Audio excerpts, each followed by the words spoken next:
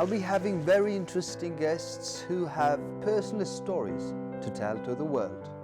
Welcome to MNB World Talk Show.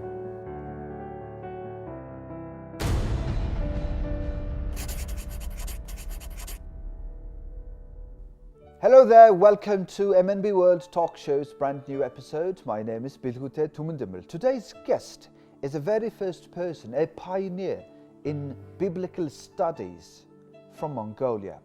He has done his PhD degree in biblical studies at Cambridge University. Well, today's guest's name is Dr. Bayarjargal Garamtseren.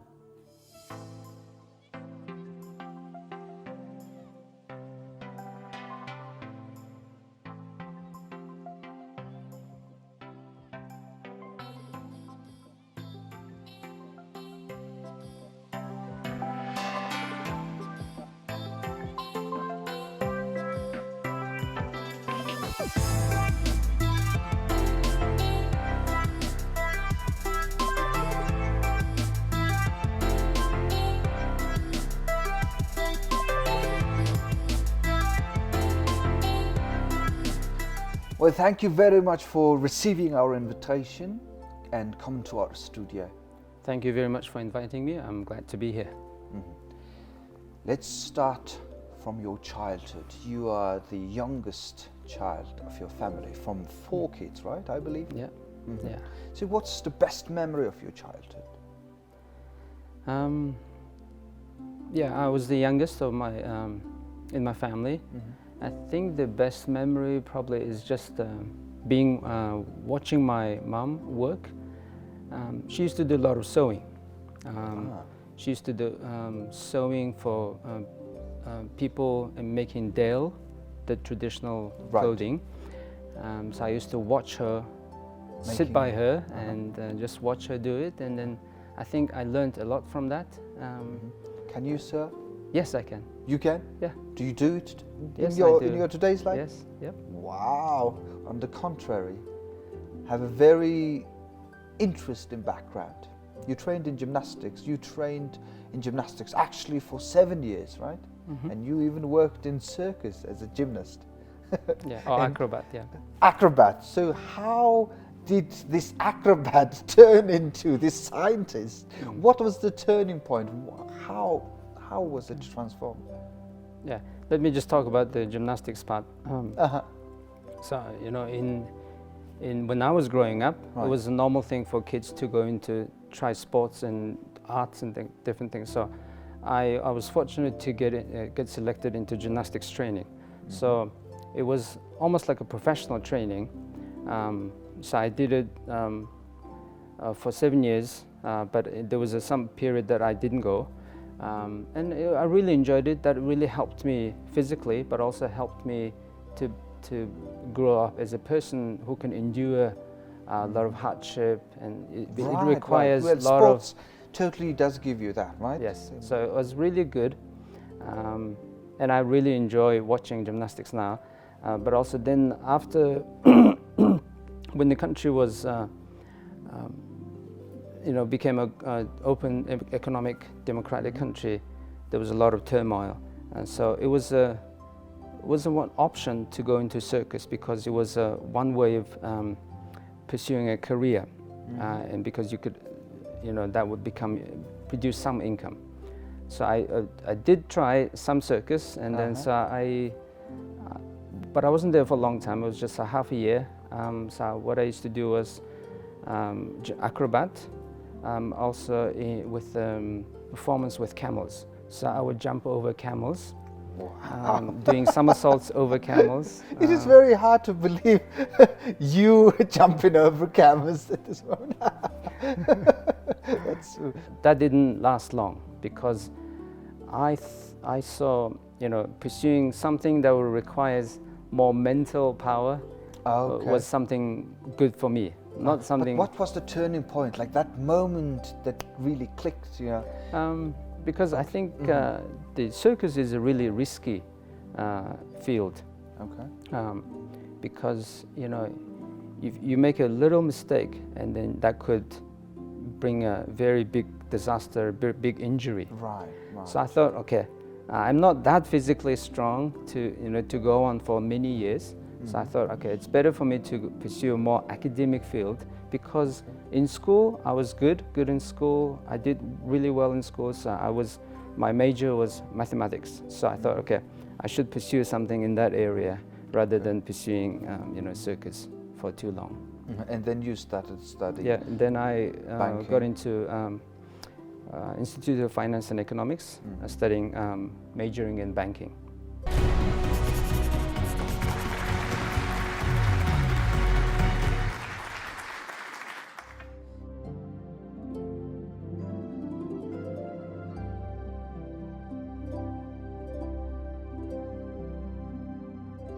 I am married and I have 4 children. My family is over there playing.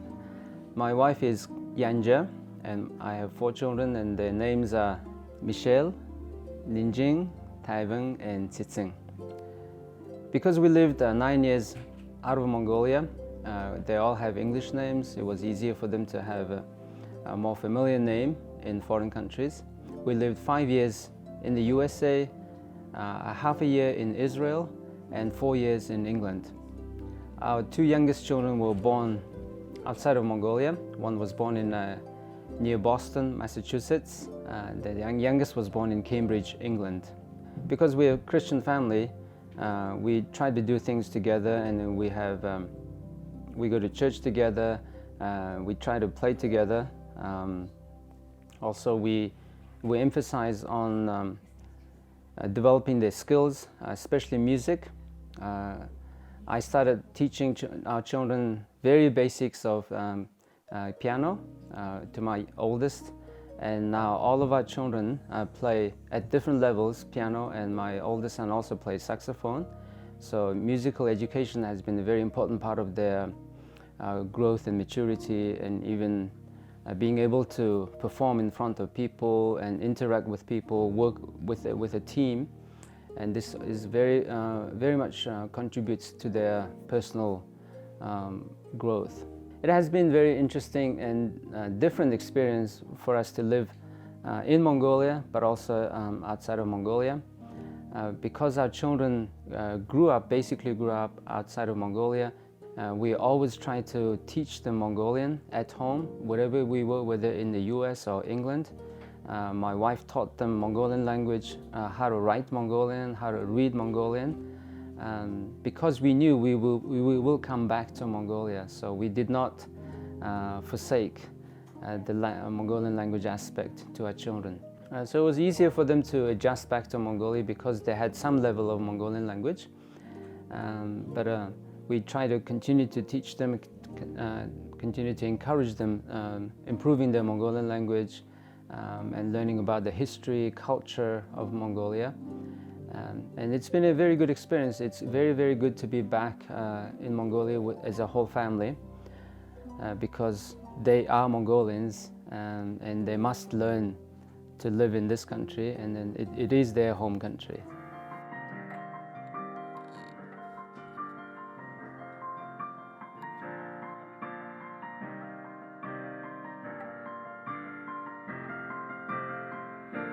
Gospel for the vagabonds, Netrewells and insufferable pastors, confessing their apostasy, led away by imperfect impostors.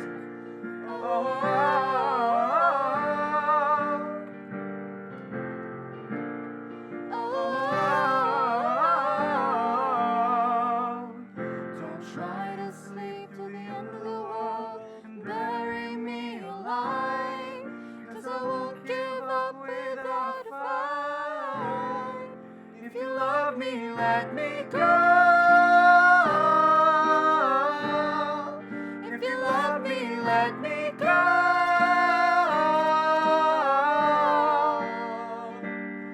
'Cause these words are knives that often leave scars. The fear of falling apart. Truth be told, I never was yours. The fear of falling apart. The fear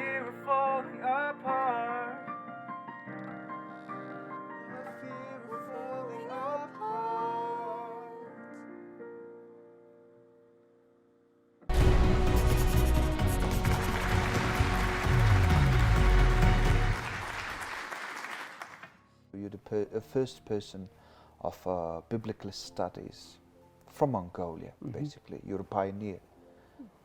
How did you become Christian?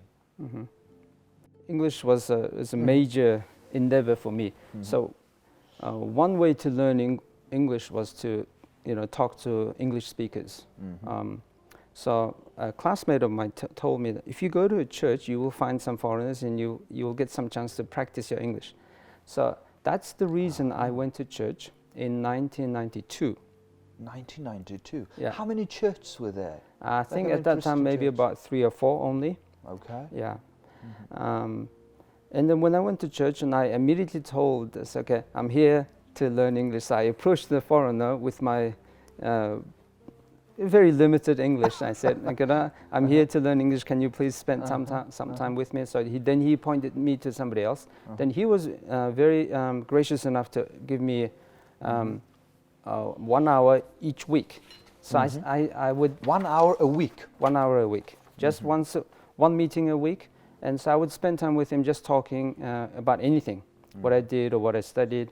But then when I went to church, I really discovered that the things that we're teaching was answering answering questions that I had.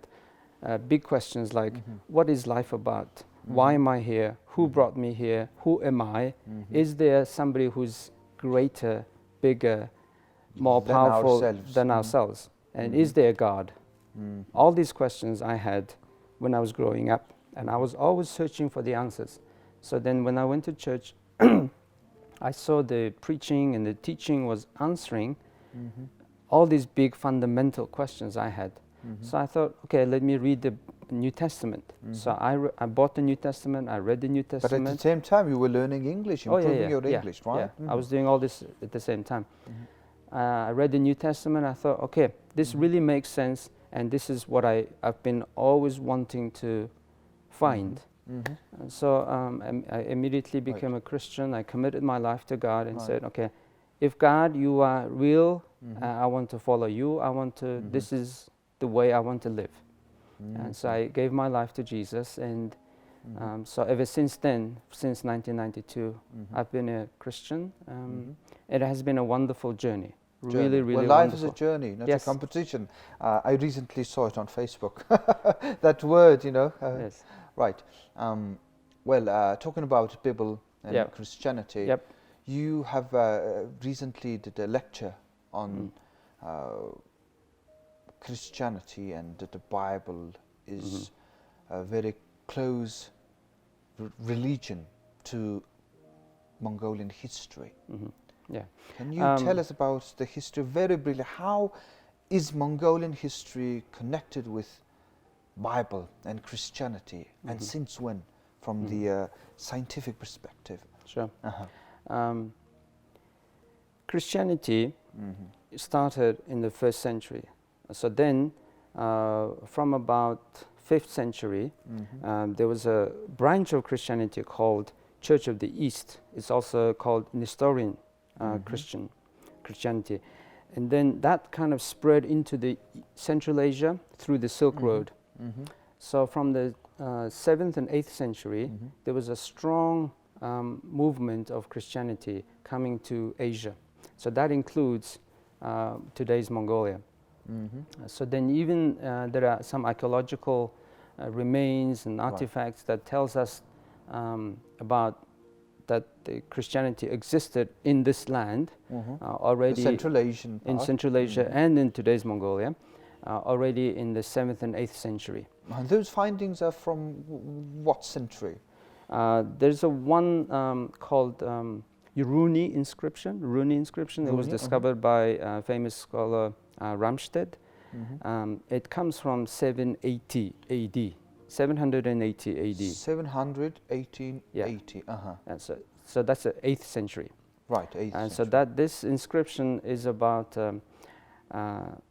a local official or quite a wealthy man who tells his children, make sure you follow the lifestyle or the teaching of your mar, which is a religious teacher.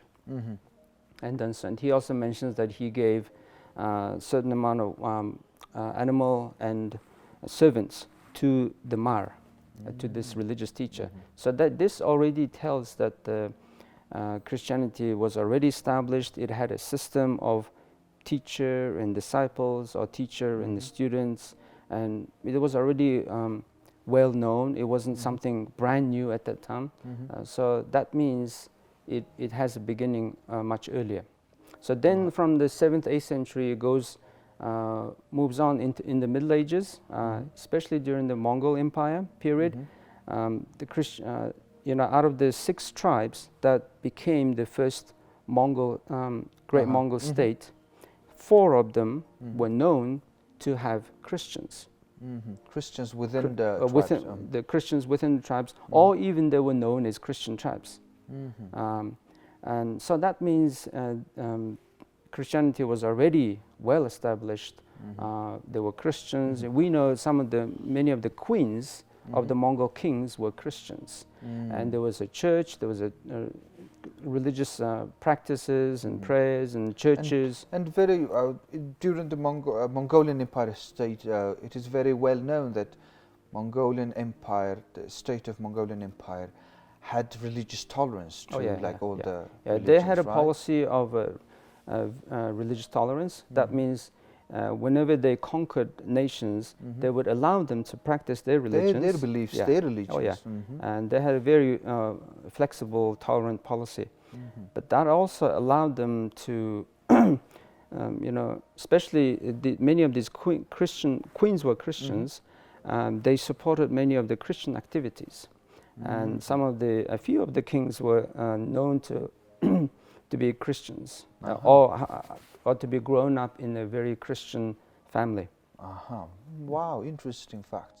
There's a project that you are working on. It's called Mongolian Union Bible Society, and you guys are translating Bible into Mongolian, right? Yes. Tell me about the process. What's going on with the project at this very moment? So I'm managing this project called Mongolian Standard Version, which is about translating the Bible from the original Hebrew, Greek, and Aramaic languages into Mongolian directly, in a language that is easy for people to understand, clear and accurate. When I look at English Bible, there are so many hard words. It's almost like a Shakespearean English, It's like depending poetry. on I mean, in Shakespearean English, this biblical English. I mean, I'm just talking about the English translation. Yeah. So, when it comes to Hebrew, and then you directly translate it from Hebrew to Mongolian, wow! I feel the load of work. But what's the stage you guys are on in a 100% scale? Yeah. So out of 100%, we are about 30%. 30 in 5 years. Yeah. Well, I'm sure it takes time. I mean, we know the translation is very hard. Through our talk show, we will bring you entertaining personal talks with certain individuals. These individuals will be divided in 2 categories. Number 1 is I Am Mongolian. In this category, guests will be proud Mongolians who have stories to tell to the world. Number 2 is I Love Mongolia. Through these talks, we will introduce expats and non-Mongolians who are related to Mongolia one way or another. Heartfelt stories of their love affair with Mongolia, the land of blue sky.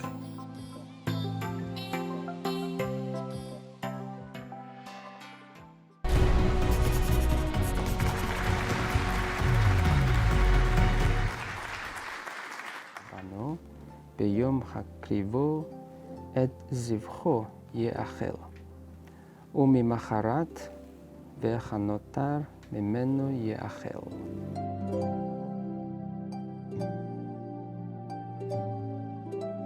This was a revision of the 1846 New Testament. So this is the Bible that was available during the 60s and 70s, even in the 80s.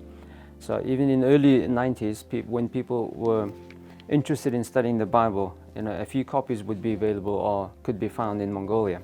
So this is the Bible that people during socialist periods smuggled into Mongolia. So this is the one that came out in 1990.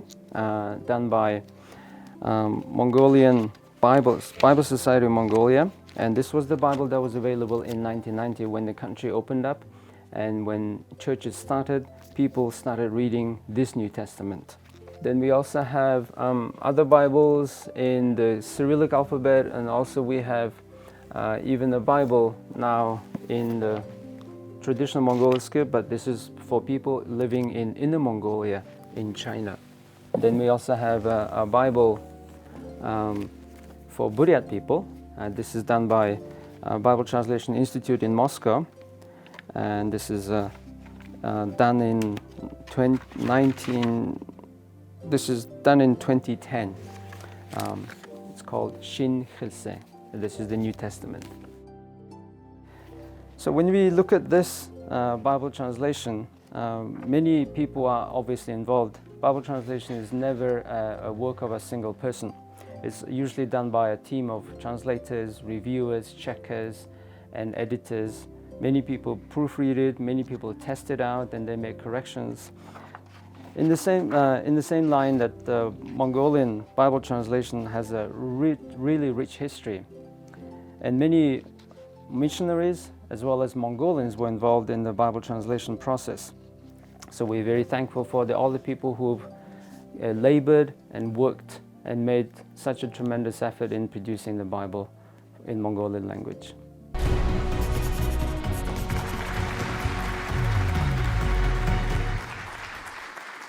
I have a very interesting fact written here about you. You're the first person that went on a ship in really early days of democracy, and you have visited 40 countries by ship. Yeah, right? Ship and afterwards. Ship and afterwards. I mean, in only 2 years' time? Yeah. Okay, what happened? This is very interesting, but Yeah. because it seems like you worked on a ship. Yeah. This is a very wonderful opportunity that doesn't come to everybody. So I was selected to be, to go to this ministry or Christian organization to sail on a ship for 2 years with other people, about 300 other people. Actually, the ship itself was the oldest still sailing ship recorded in the Guinness World Records. Built in 1917. I think at that time it was still the oldest ship in the world. Wow, you have some history. That's really So this is a 2-year experience where we all work voluntarily and do some work. Like you could be working in the kitchen, you could be washing laundry for 300 people, or you could be working in the engine room, or you could be chipping rust in the department, maintaining the ship. And what did you do? I did was, for first half year, I chipped rust and painted the ship. Okay. And then the next year and a half, I was on the bookshop, because the ship has a book shop on the ship. So we go to a port and we open the ship for public to come and buy books.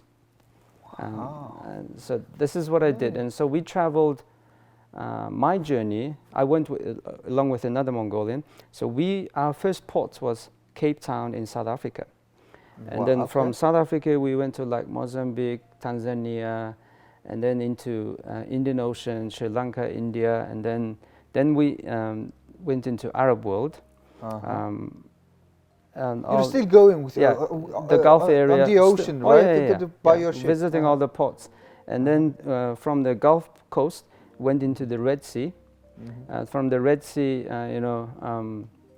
then went into Mediterranean Sea, and then from the Mediterranean into the Black Sea, and so visiting Cyprus, Turkey, Ukraine, Romania, Italy, France, and Malta. And back down again into the Suez Canal. That's amazing. I mean, I'm just imagining 2 Mongolians working on a ship, going on the ocean, because, as we all know, Mongolia is a landlocked country. Yes, that's the really interesting part, because you know, people ask, where are you from? Mongolia. Often people don't know, but we say, you know, we're sailing on this ship from a landlocked country, you know. Most of the people haven't seen the ocean, haven't seen the sea, but you know, we sail on the ship for 2 years. My last question, it's a traditional question. Are you a proud Mongolian? Yes, I am. What are you proud of? Um, Try to be specific. People Sure. say, you know, Yeah. a very common stuff, mhm. but I want to really hear specifics. I'm proud because our nation has a rich and long history, and as a Christian also, we do have a history that goes back many centuries in this land, and even the history of Bible translation has a long history in this land, and also I'm a Mongolian, a proud Mongolian, because I think we have some wonderful opportunities ahead of us. That if we are wise enough, if we are, you know, if we have the eyes to see, we can make good use of it. And I think our country has a good potential to develop and to be a good country. But we really, really need to be wise and discerning. Well, now I want to ask my next, again, one more question. Let's not all the time cherish our country. Let's be honest about some stuff. You know, Okay. what do you not like, or what do you want to criticize on today's society? What do you not like about today? What's happening in today's society in Mongolia? Okay. I think Mongolia is in a place where we have lost something really fundamental, which is morality. I think people in the politics, people even in workplaces, children do not have a good foundation of morality. Once you lose your moral foundation, anything is acceptable, anything is fine, whether that's any kind of corruption, any kind of abuse, any lying, any stealing, anything that should be wrong. If you don't have the moral standards, it's like anything is possible. You can do whatever you want. So I think that's where Mongolia must place importance on moral standards. If we don't have it, the government will always be corrupt. People will always be doing things in a way that they shouldn't be doing it. In a selfish way. Yeah, so in a selfish the way, bad or ways, in a backdoor ways, as it is the case in Mongolia always. So I think something that we must work on: moral standards, morality, building what's acceptable, building moral standards in this country is something seriously lacking. That's why we see all this corruption. Well, thank you very much, sir, for coming to our studio and give us very interesting talks and very personal aspects of your life. You're welcome. I hope our audience had a pleasure to watching us. So I wish you good luck and good health. Same to you. Thank you. Well, here is Dr. Bayarjargal Garamtseren.